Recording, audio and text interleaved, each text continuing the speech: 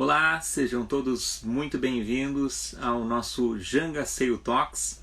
Meu nome é Alexandre Gadré, eu sou vice-comodoro do Clube dos Jangadeiros e em nome da nossa diretoria, de toda a nossa comodoria, agradeço o prestígio de cada um dos senhores e senhoras que nos acompanham em mais esse evento, uma modalidade diferente do Jangaceiro Talks.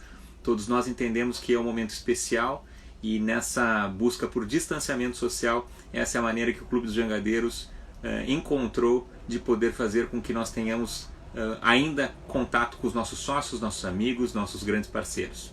E hoje nós trazemos um tema muito especial, um tributo a este grande navegador, Geraldo Niplin.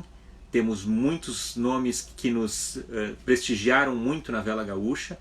Tivemos nosso querido amigo Manotaço, tivemos também o Décio Vazemídio, e todos eles deixaram um legado muito grande. Mas nessa semana é a ocasião onde nós nos despedimos do nosso querido Geraldo Niplin, autor de diversos livros na área náutica, o Guaíba e a Lagoa dos Patos, e também o Descobrindo o Guaíba, livros que com certeza influenciaram muito a vida e os interesses náuticos de muitas das pessoas, e eu com certeza faço parte deste grupo.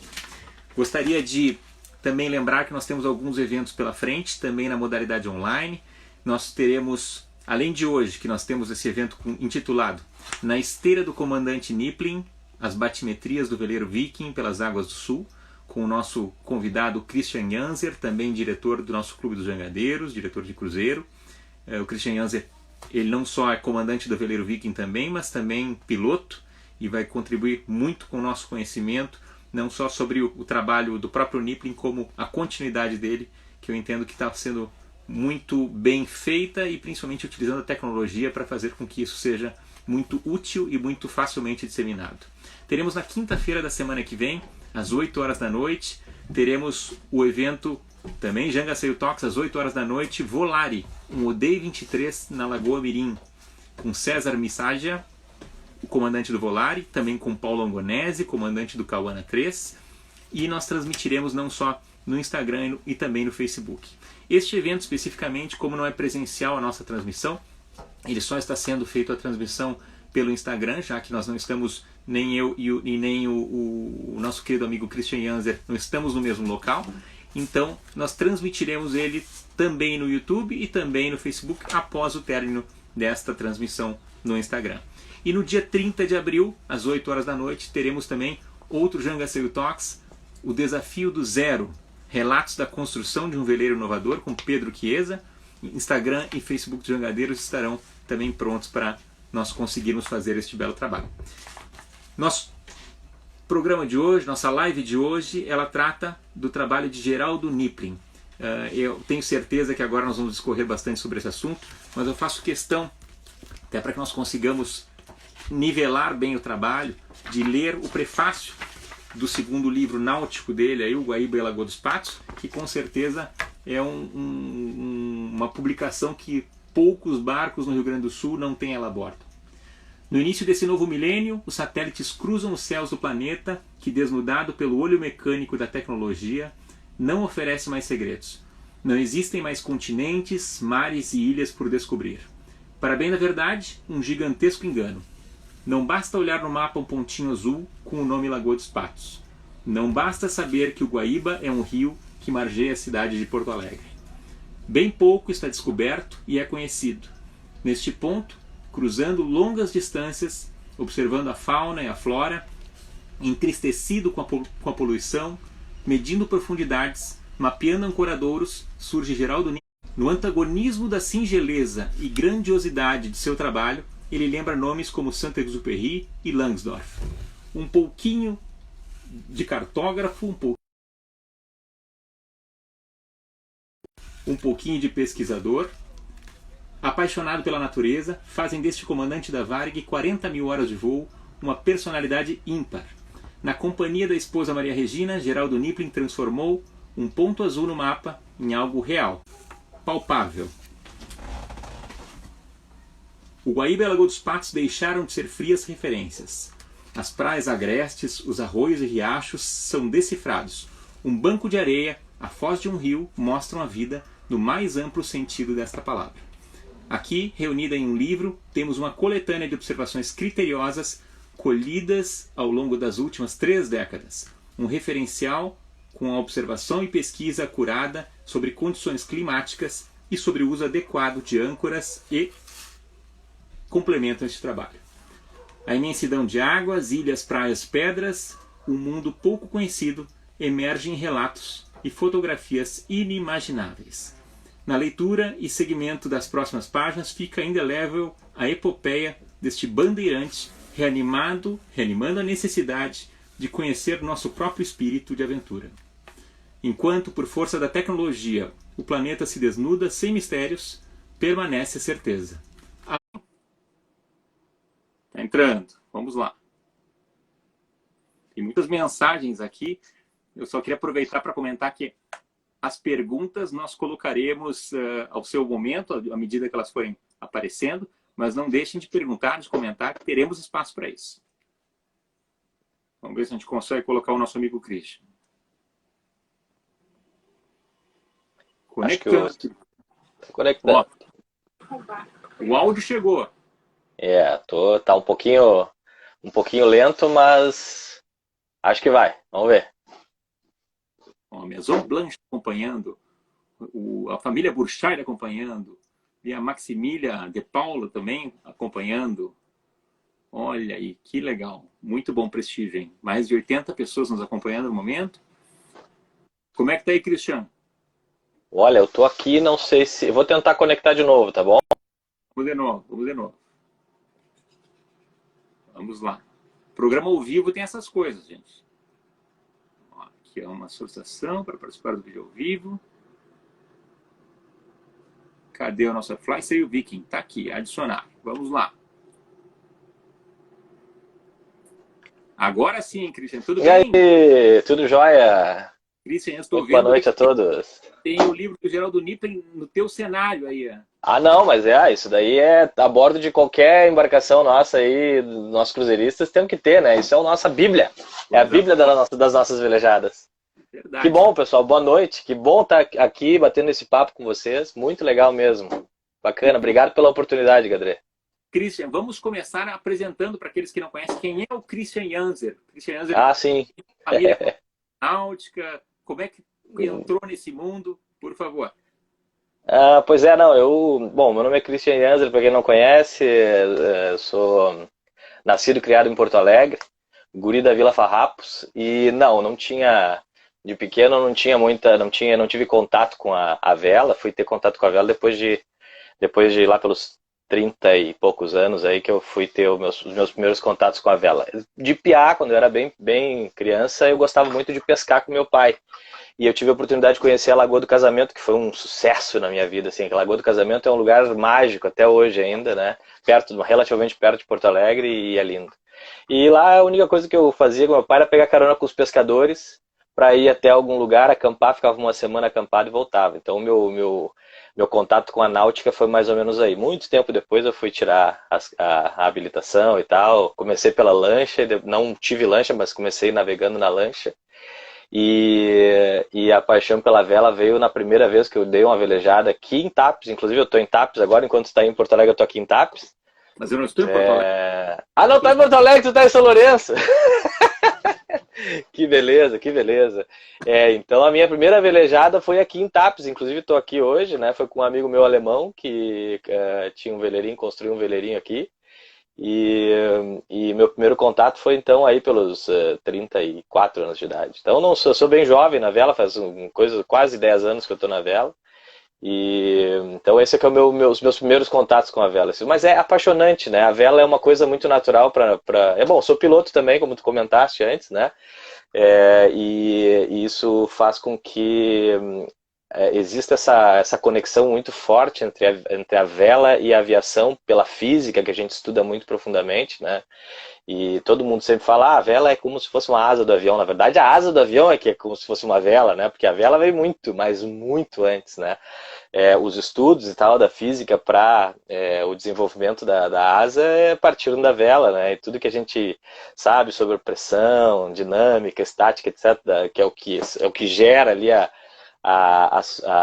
o vetor de deslocamento dos veleiros, né, na vela, isso tudo veio o estudo muito depois por causa da aviação, mas a vela é fantástica nesse aspecto e sempre gostei muito de poder ver na vela, olhando a vela funcionando, aquela física que eu tinha estudado tanto durante tanto tempo, né? Isso foi uma coisa assim, amor à primeira vista, né? Tu vê o barco funcionando sem um motor no teu ouvido, tu totalmente em contato com a natureza, enfim, essa é a minha ligação eterna daqui para frente com a vela. Talvez atávica, né? Não se sabe se temos ou não outras vidas, mas eu diria que o atavismo vem daí, né? A vontade do ser humano de buscar algo que, de repente, não precisa ser outras vidas, mas pode ser o DNA, né? De repente, os nossos antepassados, de tanto que navegaram, nos trouxeram aí esse DNA dentro do nosso sangue. Não tenho dúvida que alguma influência tem. E Christian, Sem e o dúvida. trabalho do Geraldo Nippling, me conta um pouquinho da importância na tua avaliação desse trabalho minucioso que ele fez até então. O Nippling, bom, ele era um cara muito minucioso, meticuloso, assim, chegava a ser, hoje eu diria que ele teria toque, né? Porque era um cara muito, muito, muito criterioso nas coisas que ele fazia, o que torna realmente, assim, até o meu trabalho, que não tem a pretensão de ser nem um pouco próximo do dele, porque ele realmente começou, ele desbravou a coisa, né? Ele começou do início. E ele aplicou tudo aquilo que ele aprendeu na aviação de forma absolutamente profissional. Eu diria que quando eu estudo e quando eu vou lá, quando eu estou preparando as minhas batimetrias, as minhas navegadas, eu penso, cara, como é que o Nippling fez isso naquela época que recém estava nascendo o GPS, né? Não existia ainda Moving Map na tela dos GPS, né? Celular era o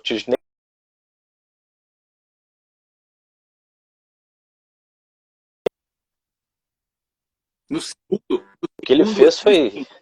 porque no primeiro É? livro, se eu não me engano, as cartas dele estão datadas de 96. Então, Exato. 1996. O desse pequenininho aqui, ó, são de 1996. É, Essas aqui são de 2001. Aqui já tinha um. isso. Aí já Mas tinha, é verdade. que não. É, Inclusive, o aparelho que ele coloca aqui de GPS, que ele tem, eu fui dar uma pesquisada ontem, ele usava um GPS Garmin 50. olha só. Esse aparelho ele foi lançado em 1991. Esse aparelhão aqui, ó. Olha só. Então, para dar uma Fantástico. pelada na conversa. E é interessante que esse aparelho ele só mostrava a coordenada. Então tu não tinha como dar um go-to, que era vamos dizer assim, o mais básico de tudo é um go-to daqui para lá, eu quero ir mais, né? E aí o cara ia navegando naquele, não, tu tava numa coordenada, na época que ele pegava a coordenada, marcava na carta, e aí depois ele navegava, checava a coordenada e ele via onde ele estava na carta. Então era basicamente um auxílio a carta em papel, entendeu? Então, bom, beleza, eu estou navegando no rumo magnético 230 no rumo de Tapes, vamos chegar, daqui a 1 hora ele checa o ponto, opa, tive uma deriva de vento para cá, vamos corrigir a proa, e assim ele ia marcando na carta. Então, o GPS quando iniciou foi uma coisa simplérrima, fantástica, na verdade, um baita de um avanço, né? Se dá para fazer isso até hoje ainda, se quiser. Mas muito legal porque ele trouxe isso da aviação, né? Toda essa meticulosidade, essa disciplina operacional, ele trouxe tudo da aviação para a náutica e fez com que centenas de, talvez milhares de velejadores tivessem acesso a regiões que totalmente não cartografadas. A gente pode dar uma olhada, eu tenho algumas imagens assim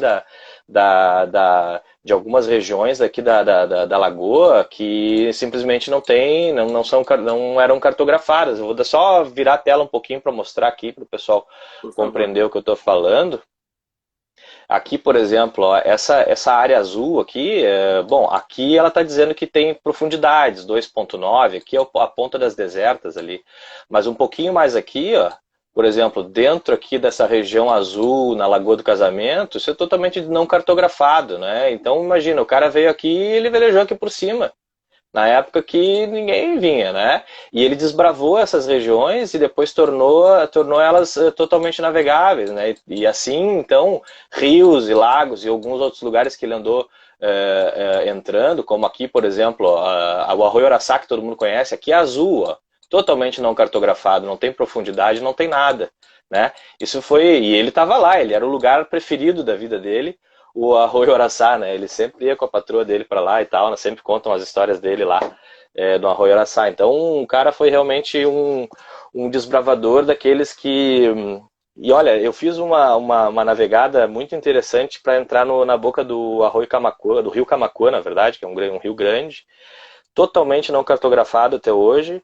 E eu vou te dizer assim, ó, foi uma das mais difíceis batimetrias que eu fiz, porque eu levei horas para conseguir achar a boca do Camaquã. E no livro dele, o Guaíba e a Lagoa dos Patos, ele conta que ele não só entrou, como ele entrou, saiu, entrou com a lagoa grande, com vento forte, passou por cima dos bancos para levar toda uma equipe de filmagem de um filme, toda uma equipe de filmagem de volta para São Lourenço do Sul, no meio da madrugada.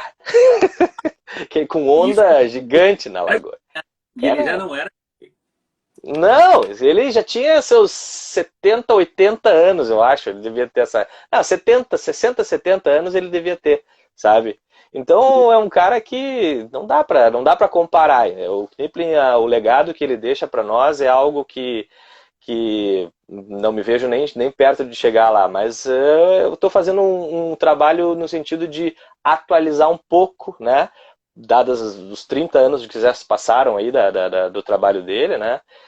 Tentar fazer com que trazer para a nossa realidade atual, com todas as movimentações que houver no Guaíba e na Lagoa e tal, tentar chegar a uns 5% do que o velho fez.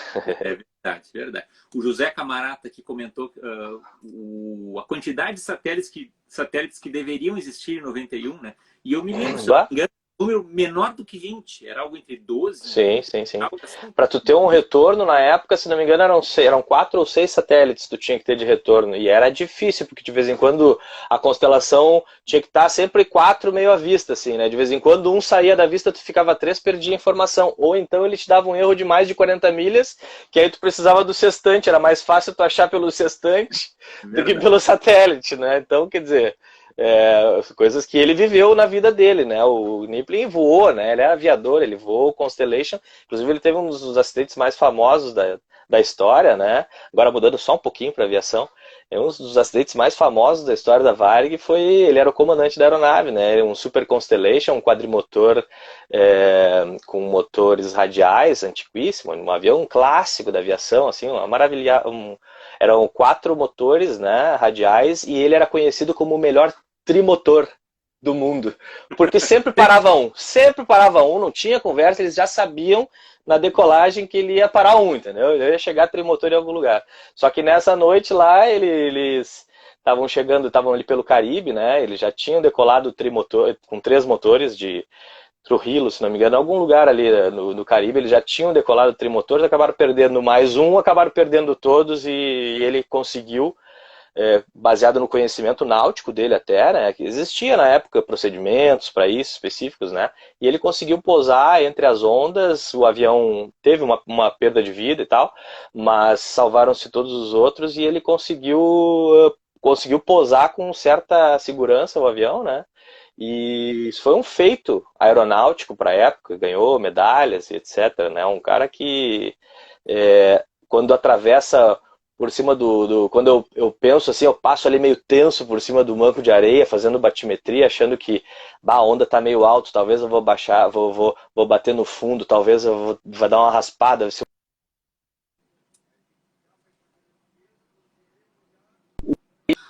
Deu uma travada aí no nosso...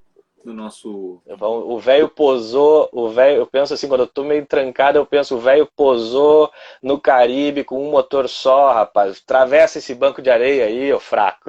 Boa, boa. O Coronel Valdir, que está conosco aqui na nossa sintonia, ele é velejador, tem um Ranger 22 Olha. Muito legal, veio do Rio de Janeiro, ele falou que tem uma relação muito legal de pilotos que velejam, falou até do Yacht Clube Jardim Guanabara no Rio, o Clube da Aeronáutica em Brasília, tem muito piloto. Sim. E aí, eu queria comentar que para fazer esse tipo de levantamento não é qualquer barco. O próprio Kniplin tinha um barco todo especial, ilha retrátil, com mecanismos muito diferenciados, até uma cabine diferenciada. Aliás, o Magana, que é o barco do Niprin, a gente fica muito orgulhoso de ter ele lá no Jangadeiros. É verdade, é verdade. Inclusive o Magana ele foi todo construído baseado na engenharia. Ele tinha engenheiros amigos dele que Aproveitou. apoiaram ele muito, né? Ele aproveitou tudo que tinha. Os faróis do Magana eram faróis que já não funcionavam mais na aviação. Eu tive a oportunidade de conhecê-lo assim pessoalmente. Infelizmente não tivemos muitos diálogos assim, porque ele já estava bem velhinho. Mas ele chegou a me contar que o sistema de recolhimento da quilha, ele tinha uma quilha retrátil, né? No barco dele, o sistema de recolhimento da quilha era com um parafuso sem fim de um flap de um 747, se não me engano. Então é um troço assim, não, do 737. Então é um negócio assim, o cara fez o barco preparado para aquilo, né?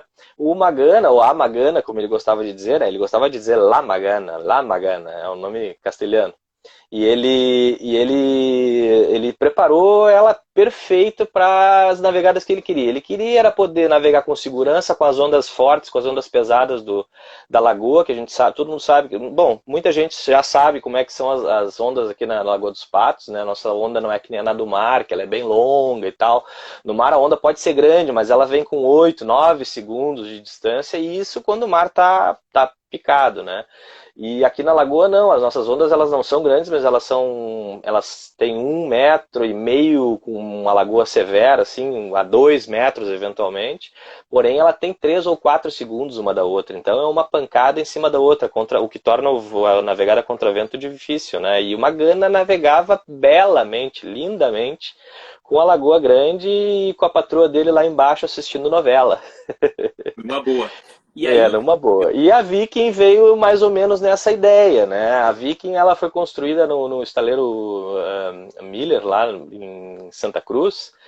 E a ideia sempre foi construir um barco que fosse híbrido, né? A ideia dos Vikings foi por causa das minhas leituras. Eu estudei história e tal, sou apaixonado por história e eu sempre gostei muito dessa parte onde há 1000 anos atrás os Vikings atacavam, invadiam, né, novas terras e tal, navegando, cruzando da Noruega para a Inglaterra, para todos os lugares com aqueles dracares, chegando nas bocas de arroio, né, eles enxergavam ao longe as fumaças assim dos vilarejos, dos locais, procuravam alguma entrada de arroio e tal, de rio, e entravam velejando, né, com aqueles barcos que iam cruzando, porque eles tinham a quilha retrátil. Quando eles chegavam nas bocas, eles atiravam as pedras para fora, para o barco flutuar um pouco mais, diminuir o calado, né?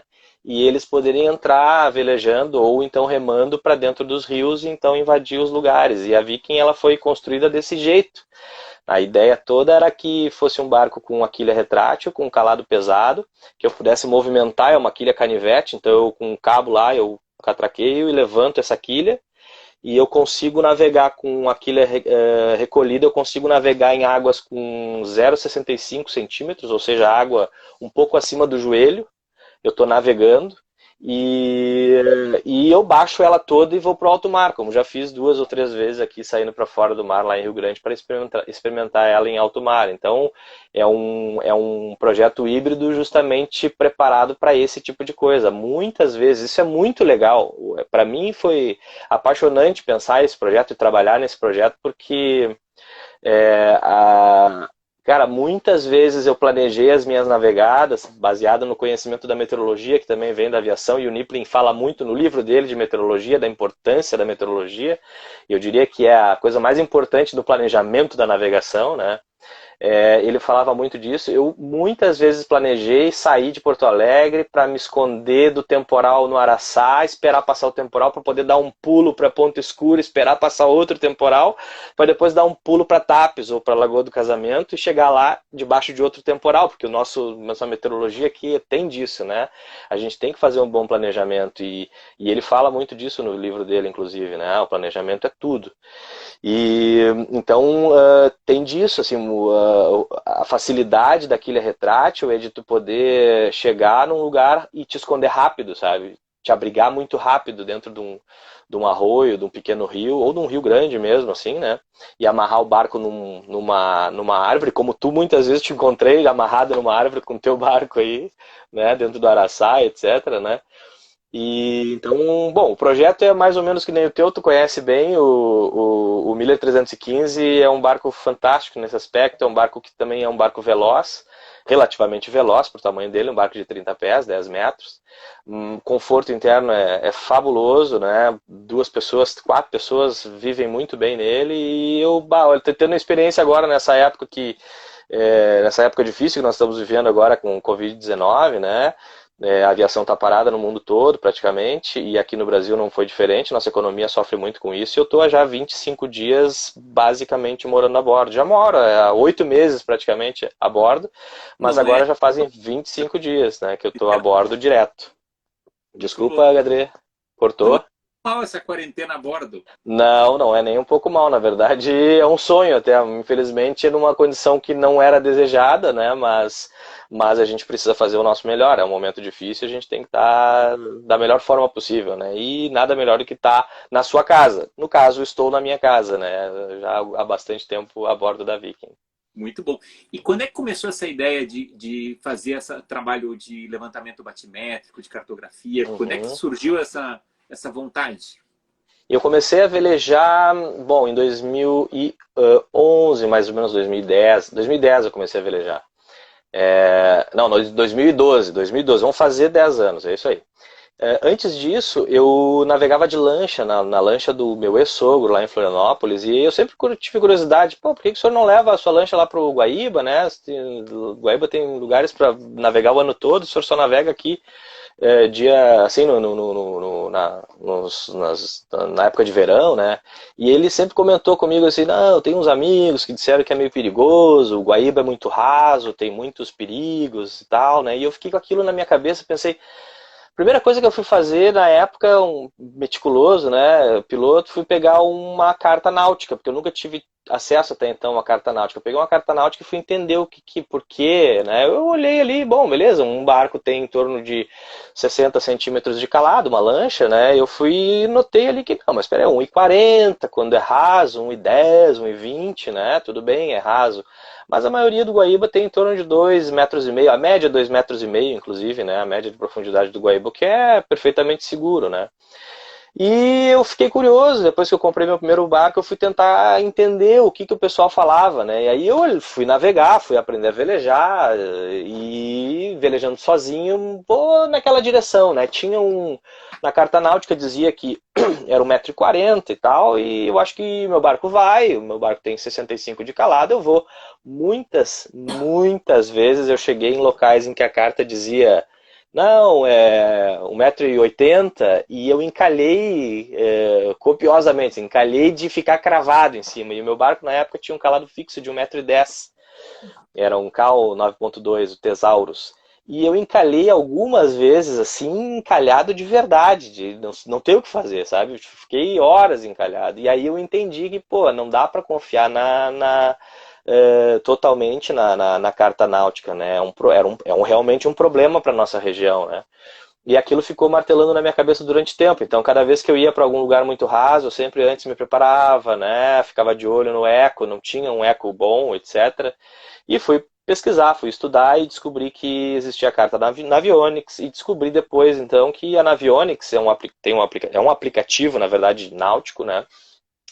E descobri que a Navionics ela tem uma possibilidade de que quando tu adiciona uma sonda, seja ela qual for, a do teu barco ou uma sonda Wi-Fi, que é a que eu tenho, e tu te conecta ou com o teu celular ou com o teu iPad nessa sonda via Wi-Fi, ele lê a imagem de fundo, atualiza a carta náutica e disponibiliza essa informação para todos os navegadores aí, né, da região. E eu achei aquilo fantástico, eu pensei, pô, peraí, é isso que eu preciso, né? Eu vou atrás disso daí, né? Mas nesse meio tempo já estava no projeto da Viking, etc. Então eu deixei de lado essa ideia inicialmente. Deu uma trancadinha, ó. Mas já volta. Christian já volta. 8h30. 8h30. Já está chegando. Vamos lá. Vamos ver se ele reconecta. 8h30.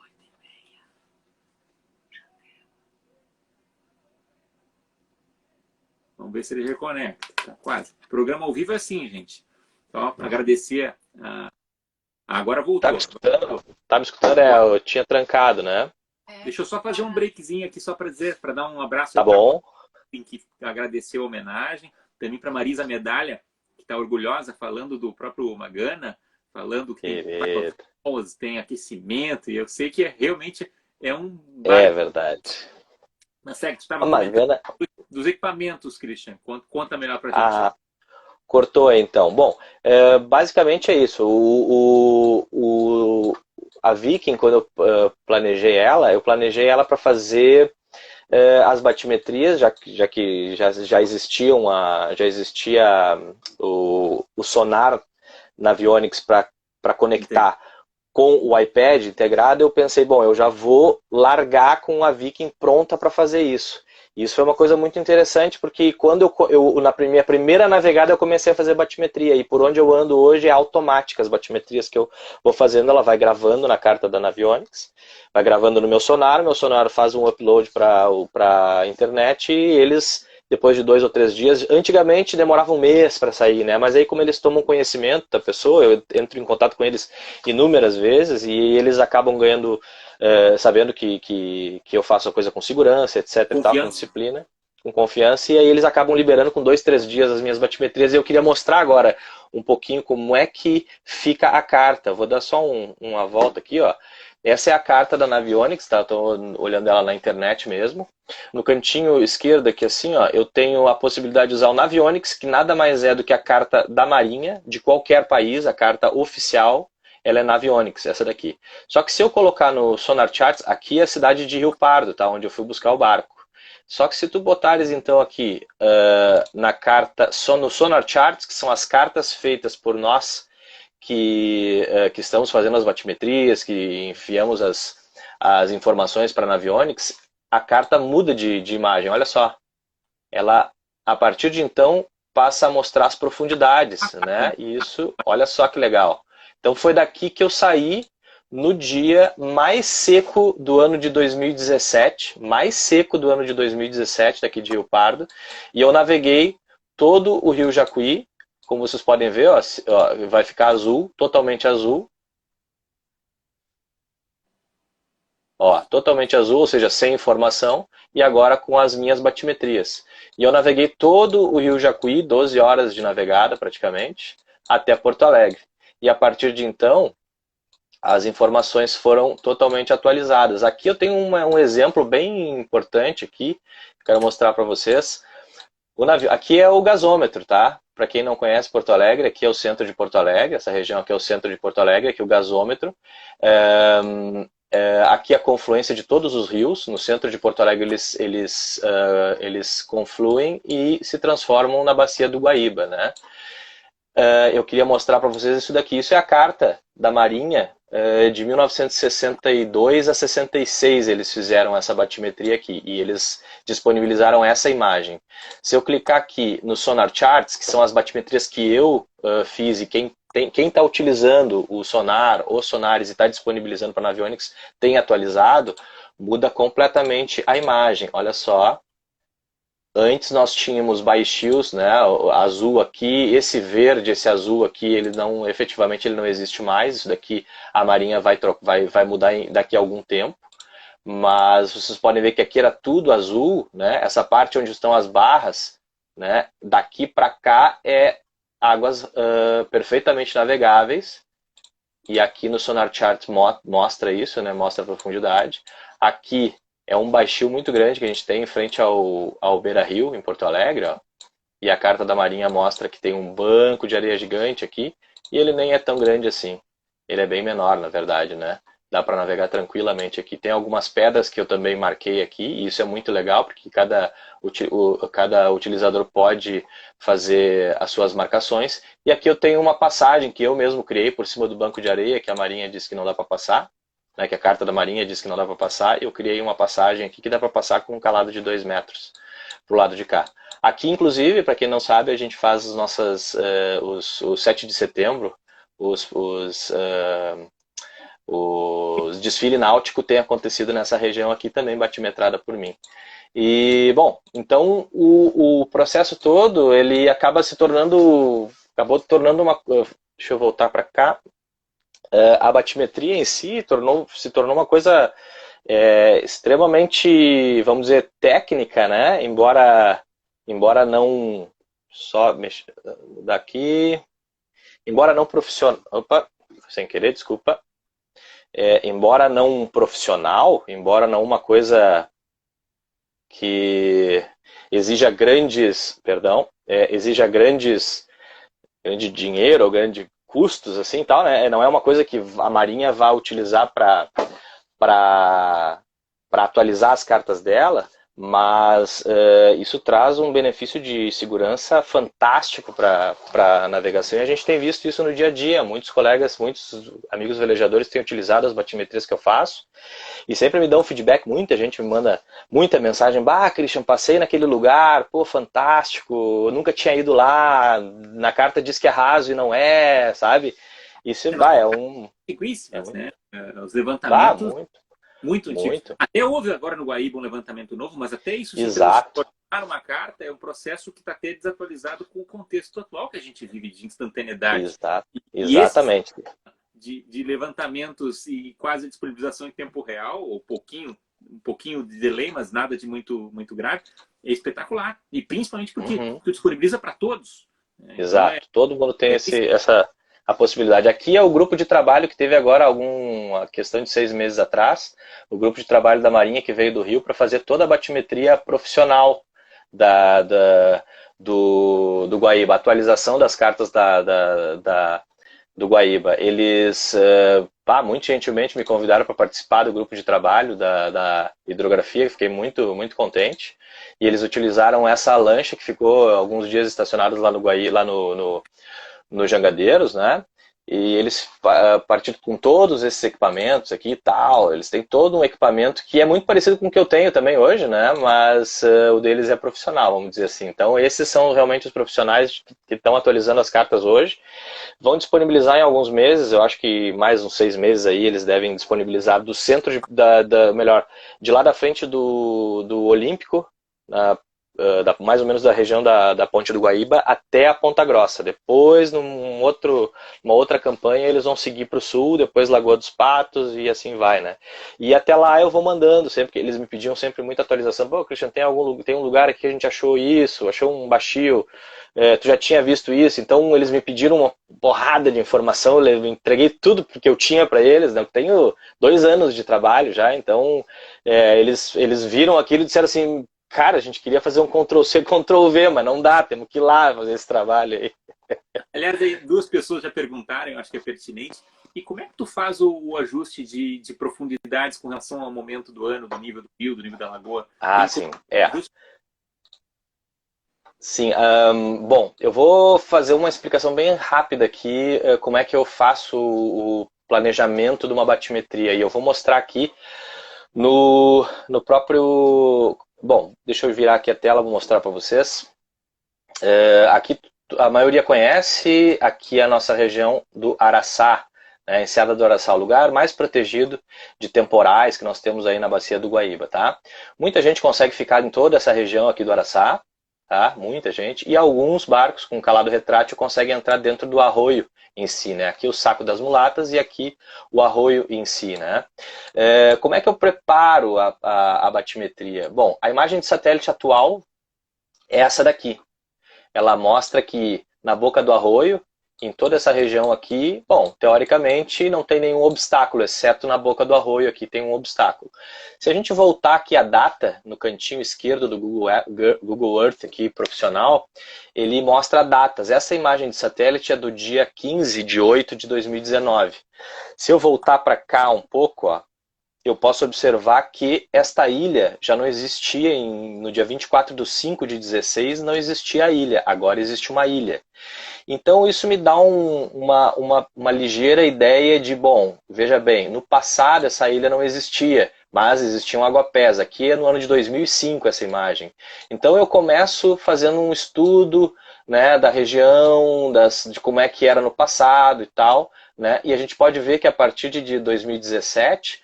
aqui nasce uma ilhazinha pequena, depois ela vai crescendo, ela continua um pouquinho, depois ela vai crescendo, e hoje é aquela ilha que todo mundo conhece lá. É uma ilhazinha relativamente grande e a entrada ela é pelo canto aqui. E eu tenho isso no Navionics aqui. O que eu fiz? A Carta da Marinha diz que, né, dizia no passado que toda essa região em verde aqui era impenetrável. É junco, é terreno, é alguma coisa, né? O que eu fiz? Vim aqui, usei a Carta da Marinha, me baseei nos pontos do comandante Knippling, né? Aqui vocês podem ver que tem uma boia que chama ARA 2, que é Araçá 2. A boia é justamente que, ó, Araçá, que contém as coordenadas geográficas que ele inseriu lá no livro dele, né? Então, essa ARA 2 está lá no livro do Knippling. E eu me baseei nela. Eu parti dela fazendo zigue-zagues em toda essa região até conseguir entrar dentro do Arroio Araçá. E aí eu posicionei essas novas boias aqui no Navionics para que as pessoas entrem aqui como se fosse um procedimento de aproximação por instrumentos. O barco vem aqui por dentro, né? Um zoom melhor aqui, vai por dentro, vai chegando e aqui eu criei duas posições. Eu criei a possibilidade de, com o rio alto, e aqui nas boias está escrito isso, tá? Quando a gente clica nelas e lê, a gente lê sobre informações. Esse canalete está delineado para aproximação e ingresso no Arroio Araçá com calados menores de 1,10 e, asteriscos, eventual ingresso de calados até 1,40 m, dependendo da condição de vento e volume de água do arroio e do Guaíba.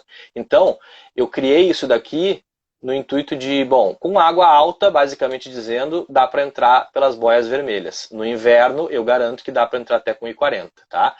Agora, essas boias amarelas por fora, que assim, ó, é quando a coisa está muito rasa, o rio está muito baixo e só barcos de calado pequeno conseguem fazer esse caminho, porque aqui tem um lodo, que o barco vem esfregando e aí cai dentro do arroio.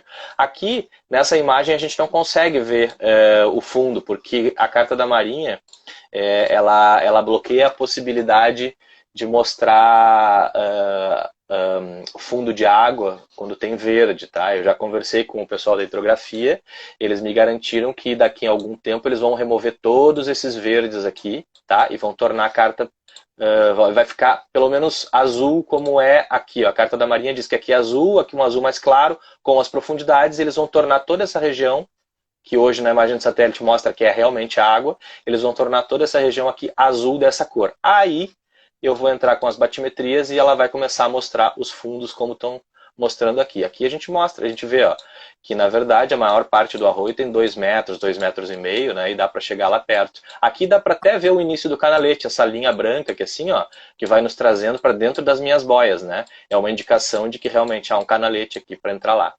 Então, eu basicamente preparo, faço todo um planejamento, na hora de entrar num arroio, antes de entrar no arroio eu vejo como é que vai ser a meteorologia, porque é muito importante a meteorologia, gente. Meteorologia é tudo na velejada, principalmente porque quando a gente vai entrar num arroio, vai escolher um lugar para se abrigar à noite, né? Por exemplo, a gente tem aqui muitos casos no Rio Grande do Sul, é um lugar maravilhoso que a gente tem aqui, a região do Itapuã, né? Pô, a Enseada em Itapuã, aqui na boca da lagoa, é maravilhosa, todo mundo gosta de pernoitar. Deixa eu virar aqui a carta. Todo mundo gosta de pernoitar nessa região aqui, a Lagoa dos Patos, gigantesca, nosso mar de dentro, né? E na boca ali nós temos Itapuã, né? Todo mundo gosta de ficar aqui.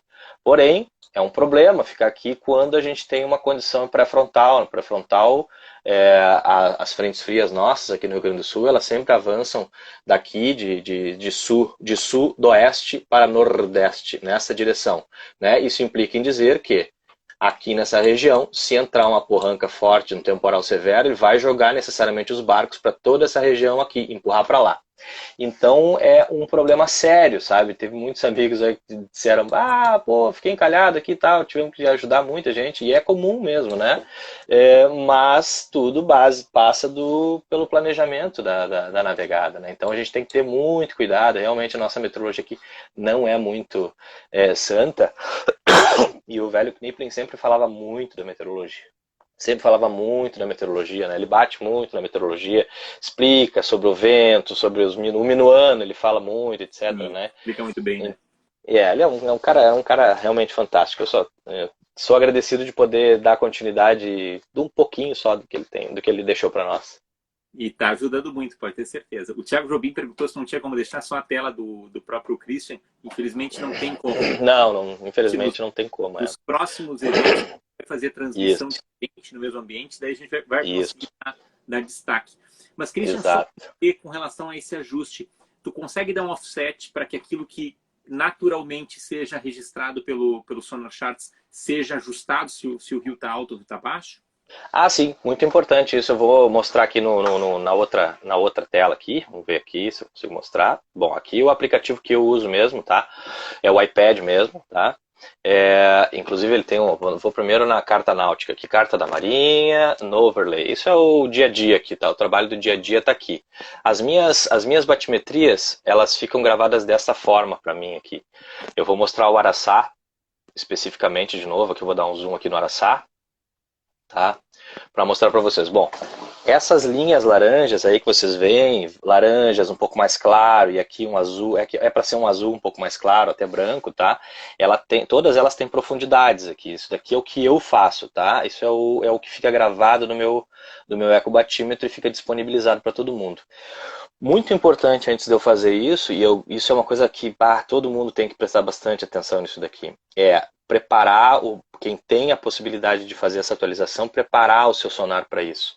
Como é que eu preparei e por que eu confio nas minhas batimetrias e também tanta gente confia nelas? Pelo simples fato de que meu barco ele encalha, realmente ele encalha, a gente bota a proa na areia, o meu e o teu, né? Então o que eu faço? Quando eu boto a proa na areia, eu venho aqui em Water Level, que é um dos ajustes que existem aqui, eu venho em Water Level e boto ele em 0, que é o caso dele aqui agora. Se eu aumentar, ele vai dizer que, bom, o nível do rio está mais alto, então eu posso navegar em mais áreas, certo? Fica mais branco. Se eu botei 1 metro, bom, algumas áreas melhoram. 0 é 0 absoluto, né? É o 0. Mostra os azuis aqui. Agora, se eu botar como rio mais baixo, mais raso, ele já vai começar a me mostrar, opa, aqui, na carta da Marinha dizia que era 0,5, na verdade, com rio normal é 1,5, desculpa, estou botando errado, desculpa, aqui 1,5 na carta da Marinha. Se eu botar 1 metro abaixo do nível, ele já muda para 0,5 aqui. Não sei se dá para enxergar bem, mas acho que sim. Isso é muito importante, esse ajuste aqui, tá? Então, muito raramente eu baixo para 0. E as minhas batimetrias, essas gravações que ficam aqui, eu só as faço quando eu sei com absoluta certeza que o rio está abaixo do normal. Aí eu passo a gravar, faço a maior parte das minhas batimetrias são feitas com rio muito baixo, muito baixo. Porque daí eu tenho duas certezas. Uma, que ninguém vai encalhar se baseado na minha batimetria, ninguém vai encalhar. E segundo lugar, porque aliás, além disso, eu ainda deixo vamos dizer assim, um errinho, entre aspas, para o pessoal não se encalhar, não ter problema, né? 30 centímetros eu deixo vamos dizer assim, de safety depth, né? De profundidade de segurança, né? Para o pessoal não se atrapalhar. Então eu deixo esses 30 centímetros porque o cara ali vai ver que vai ficando raso, opa, ainda dá tempo dele dar uma ré e sair fora dali, né? Uma coisa muito legal, eu queria mostrar para vocês agora, que é uma atualização de 2 ou 3 dias atrás, que a Navionics fez, eu vou mostrar para vocês aqui. Ó. Bom, aqui a carta náutica e aqui a carta de sonar. Olha a diferença aqui, ó, tudo azul aqui, e olha a diferença das minhas batimetrias. Olha como tem mais áreas para navegar no Guaíba, né? Aqui tem passagens que eu faço por cima do banco, a lugares muito rasos, aí eu boto as boias ali e tal. Mas o que eu queria mostrar para vocês, uma coisa muito legal que veio para complementar muito o trabalho técnico das batimetrias. Eles criaram o Sonar Chart Shading, que é o sombreamento das batimetrias que eu faço. Então, não só eu, mas de todo mundo. Desculpa, não, eu estou botando só no meu aqui, mas não, é todo mundo que disponibiliza. Clicando no Sonar Charts Shading, o sombreamento, ele mostra para nós agora, deixa eu só remover as minhas batimetrias daqui, ele mostra para nós as profundidades via satélite, olha só que legal. Eles pegaram todas as batimetrias de todo mundo que fez, né? Mandaram para o sistema e disseram, bom, agora a gente não quer mais ver a água, a gente quer ver os buracos no fundo. Basicamente isso, assim, né? Vamos facilitar a vida. Então, essas batimetrias que eu fiz, agora a gente consegue enxergar elas como realmente como canaletes. Ó. Você vê que tem um canalete aqui nessa região, um canalete aqui e tal, né? Aqui, por exemplo, aqui o canal, né? O canal propriamente dito dos barcos, né? De navegação, o canal de navegação dá para ver em buracos, né? E alguns lugares aqui, por exemplo, a Ilha Francisco Manuel aqui, né? Que eu já tinha colocado as boias justamente para o pessoal ter a tranquilidade de passar. Eu, a partir de agora, gente, olha, de verdade, eu acho que eu vou remover tudo, porque não precisa mais. Vocês estão observando que dá para enxergar na carta o canal, né? Aqui um pouco mais escuro, as entradas que eu fiz, né? Embaixo dessas boias vai ter o canalete escuro ali, né? De entrada para Chico Manuel. Mas só dar uma aliviada, daqui a pouco diminuir a quantidade das marcações? Isso. Vou diminuir drasticamente as marcações, porque não tem essa necessidade mais. As pessoas vão poder ver, olha só o buraco, a profundidade, o lugar mais fundo, inclusive, de toda a bacia do Guaíba e Lagoa dos Patos é aqui na ponta da Fortaleza, onde tem 50 e poucos metros de profundidade, tá? Nessa região aqui. E deixa eu só checar aqui, ó, tem no ponto mais fundo aqui, deixa eu dar uma olhadinha... 47 metros de profundidade no ponto mais fundo aqui em frente da ponta da Fortaleza. Ele mostra realmente um buracão aí, ó, tá vendo? Do outro lado aqui, que é muito legal, ó, na Ponta Escura, a ilhota da Ponta Escura, esse lugar é fabuloso, magnífico. Quem tem oportunidade de ir lá no inverno, todo mundo com calado comprido pode ir nesse lugar. Esse lugar é fabuloso, um dos mais belos lugares do Guaíba, Lagoa. A ilhota da Ponta Escura se vê perfeitamente, né? Todo o sombreamento do fundo, dos lugares onde eu passei, aqui foi batimetria minha mesmo, né? Lá por trás, uma certa profundidade, então, né? Você vê como se fossem montanhas, as partes rasas se vê como se fossem montanhas, né? Isso daí, gente, isso daqui é uma coisa fantástica. Fenômeno, fantástica. né? Isso aqui é tecnologia, né? Então, tem muita gente que fala, mas eu sou vela raiz. Tá ótimo, me dá um toque no rádio que a gente vai lá e puxa vocês quando estiver encalhado. E é assim que funciona, a gente fez tantas vezes, e eu vou fazer tantas vezes com a maior alegria do mundo, né? Com a maior alegria do mundo, né? E isso é muito legal, vai ser muito legal. Estamos quase no final do tempo, que daqui a pouquinho o Instagram vai nos cortar. Nós temos mais 5 minutos. Então, só queria registrar Ótimo. que o Fischer Traps aí está nos acompanhando, vibrando. O Duca Lendecker mandou um oi. A família Janzer não para de mandar coraçãozinho, beijinho. Todo mundo orgulhoso. Beijo, família. Aí, amo vocês. Para o nosso encerramento, o que já foi cartografado, batimetrado? O que tu ainda pretende fazer? E também tem muita gente perguntando se isso não vai virar um livro. Sim. Bom, sim. Hoje eu posso dizer que o que eu posso dizer hoje é o seguinte: eu já naveguei. Faltam poucas coisas que eu ainda não naveguei além da Lagoa Mirim. Eu diria que a próxima coisa grande que vai acontecer das minhas navegadas vai ser a Lagoa Mirim, sem dúvida, né? É um lugar ainda. Quinta-feira da semana. Isso. Tem muito a aprender. E nesse item eu gostaria de agradecer aqui o Paulo Angonese, que é um grande mestre também. A gente esqueceu de falar dele. O Paulo Angonese é um cara que me ajudou muitíssimo na construção da Viking, todas as dicas, tudo que ele fez no barco dele, que é um Miller 315 também, os melhoramentos que ele achava importantes fazer, eu fiz na Viking. Olha, o Angonese hoje eu diria que é um dos nossos maiores conhecedores da Lagoa Mirim, é um grande professor, tem muita coisa escrita e ele deveria escrever, ele deveria disponibilizar essas coisas aí para nós todos, tá? Mas ele fica escondidinho na dele ali. Bom, eu tenho escrito sim sobre todas essas batimetrias já há algum tempo e agora eu peguei com um pouco mais força aí nesses últimos tempos. Deve sair um livro aí, eu não sei, eu não gosto de falar data, mas eu espero que talvez até a próxima feira do livro, se até lá estiver tudo bem, né, a questão do Covid, né, talvez até a próxima feira do livro a gente consiga lançar. E é um compêndio, basicamente seguindo o mestre, né, não tão... Bom, talvez em algumas coisas um pouco mais aprofundada, né, no sentido de... que hoje é disponível. Tecnologia disponível e de conhecimento também, né? Muita coisa, eu ganhei muito conhecimento trabalhando junto com a Marinha, com a hidrografia, muito conhecimento sobre como é que é a movimentação do fundo do rio, da lagoa e etc, sabe? Baseado no vento, meteorologia e tal. E essa coisa vai acabar saindo no livro também. E, bom, eu já naveguei então todo o Rio Jacuí, boa parte do Guaíba, bom, todo o Guaíba, na verdade, toda a Lagoa dos Patos, toda a Lagoa do Casamento. todos os arroios 360 graus em volta da Lagoa dos Patos e toda a volta da Lagoa dos Patos eu naveguei. Eu entrei em todos os arroios possíveis da Lagoa dos Patos, inclusive alguns que o velho Knippling não conseguiu na época. E que eu fiquei muito orgulhoso. Eu entrei na Lagoa Pequena, que ele não conseguiu entrar, e eu soube que ele teve um problema, não conseguiu entrar. Isso, vai lá, amanhã é tu lá. E depois muita gente acabou entrando, depois que eu fui lá, muita gente acabou indo, e eu fico muito, muito contente. Tem que ir lá pelo mais lá ao sul, lá, hein? Pela entrada mais ao sul, não é na Boca Grande lá, na Boca Grande ninguém entra. Bom, agora o próximo passo grande, importante, assim, que eu quero dar é realmente conhecer a Lagoa Mirim.